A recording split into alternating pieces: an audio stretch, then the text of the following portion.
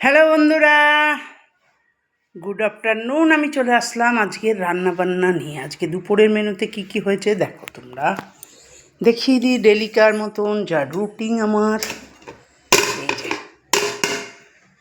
ডেলিকার মতন সাদা ভাত, আর হচ্ছে উচ্ছে আলু ভাজা, আর এখানে আছে নারকেল পোস্ত, নারকেল ঝিঙে পোস্ত দিয়ে, ঝিঙে দিয়ে নারকেল আর পোস্ত বাটা দিয়ে ঝিঙের তরকারি।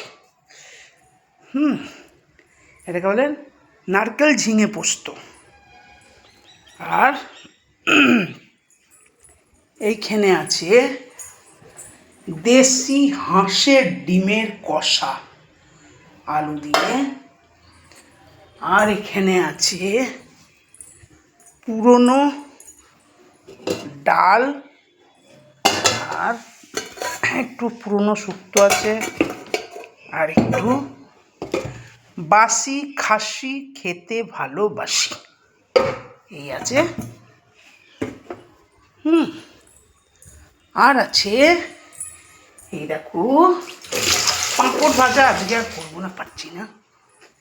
এই দেখো আছে আজকে টক দই, দেখছ টক দই আছে।